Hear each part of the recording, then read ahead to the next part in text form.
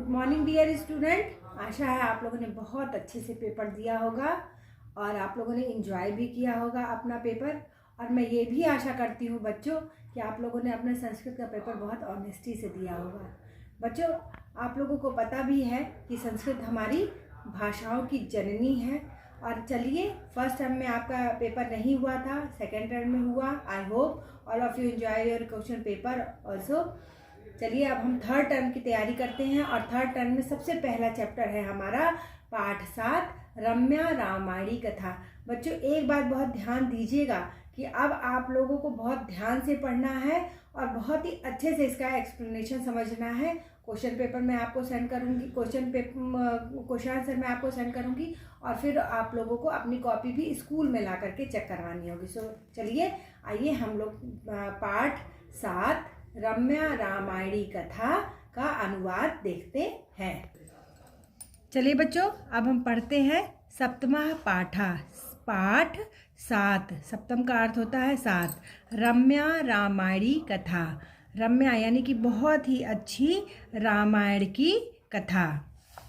चलिए, महर्षि वाल्मीकि प्रणीतम आदि काव्यम रामायणम सर्व प्राचीनम अस्ति। रामायणे भगवतः श्री रामस्य पूर्णः जीवन चरित्र वर्तते।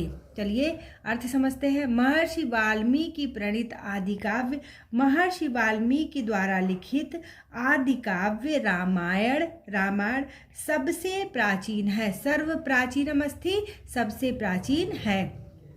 रामायणे भगवतः श्री रामस्य पूर्ण जीवन चरितम वर्तते। रामायण में भगवता यानी कि भगवान श्री राम के पूरे जीवन चरित्र का वर्णन किया गया है। परा अयोध्यायाम रघुकुले दशरथ नाम राजा आसीत। पहले पुराने समय में अयोध्या के रघुकुल में दशरथ नाम के राजा थे या हुए। तस्य तीसरा भार्या आसन। उनके 3 पत्नियां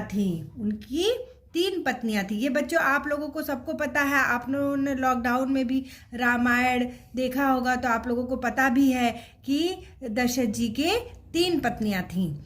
कौशल्या सबसे बड़ी, सुमित्रा, कैकई, च। कौशल्या, सुमित्रा और च जो है वो यहाँ बीच में आ जाएगा। कौशल्या, सुमित्रा और कैकई। रामः अयोध्यापते दशरथस्य ज्येष्ठ पुत्रा आसीत्। राम अयोध्यापति, अयोध्या के राजा दशरथ के सबसे बड़े पुत्र थे। तस्य माता महाराज्ञी कौशल्या उदार हृदया आसीत्। उनकी माता महाराज्ञी का अर्थ होता महारानी कौशल्या बहुत ही उदार हृदय की थी। सुमित्राया यमो पुत्रो लक्ष्मण शत्रुघ्नो आस्तान। सुमित्रा के 2 पुत्र थे। कौन कौन थे? सुमित्रा के, यमो मतलब होता है बच्चे जुड़वा। सुमित्रा के 2 जुड़वा पुत्र थे, लक्ष्मण और शत्रुघ्न। कैकेयः पुत्रः रामा भरतः रामे सविशेषम अस्निहतम। और कैकेयी के पुत्र भरत राम में विशेष रूप से प्रेम करते थे। कैकेयी के पुत्र भरत राम से बहुत ही अधिक स्नेह करते थे। एकदा महर्षि विश्वामित्रः दशरथस्य राम लक्ष्मणो स्वयज्ञ रक्षणार्थ अयाचत। एक बार महर्षि विश्वामित्र ने दशरथ से राम और लक्ष्मण को अपनी यज्ञ की रक्षा के लिए उन्हें मांग करके ले गए। ऋषि राम लक्ष्मणो आश्रमः आनयत। ऋषि कौन? विश्वामित्र राम और लक्ष्मण को अपने आश्रम में ले आए। मुनि तत्र तो धनुर्विद्यायाम अशिक्षत। मुनि ने उन दोनों को वहां पर धनुर्विद्या की शिक्षा भी प्रदान की। तत्र रामो बहून राक्षसान् अहन यज्ञ पूर्त्यान्तरम विश्वामित्रो राम लक्ष्मणाभ्याम सह मिथिला गतवान। तत्र राम, वहाँ राम ने बहुत से राक्षसों का वध किया और विश्वामित्र के यज्ञ को पूर्ण किया। विश्वामित्र के यज्ञ के बाद पूर्ण होने के बाद विश्वामित्र राम और लक्ष्मण के साथ मिथिला चले गए। तत्र रामः शिवधनु भटकत्वा सीताया सह विवाहम अकरोत्। वहाँ पर राम ने शिव का धनुष तोड़ करके सीता के साथ विवाह कर लिया। कैकेयः कपटाचारेण रामः पितुः आदेशं पालयन् सीता लक्ष्मणाभ्यां सह दंडकारण्यं प्रतिस्थापन। कैकेयी के छल पूर्वक किए गए व्यवहार से राम पिता के आदेश का पालन करते हुए सीता और लक्ष्मण के साथ दंडक नामक वन में चले गए। महाराजा दशरथ पुत्र वियोगेन प्राण त्यागम अकरोत्। महाराज दशरथ पुत्र के वियोग में उन्होंने अपने प्राणों को त्याग दिया। रावणः सीता आहर्षित। रावण ने सीता का अपहरण किया। प्रिया वियोगेन, अपनी प्रिय सीता के वियोग से संतप्तः दुखी रामः लक्ष्मणेन सह सीता अन्य विषयम सुग्रीवः आसाद। अपने प्रिय अर्थात सीता के वियोग में डूबते हुए राम लक्ष्मण के साथ सीता के खोज करते हुए सुग्रीव से मिले।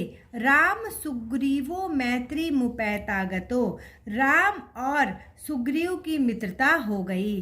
रावणः स्वपापाचारेण सकुटुम्बं रामस्य बाणान् लक्ष्मी भूयं नगरातिथो बभूवः ततः राम लक्ष्मणो सीता आविन्दन्ताम्।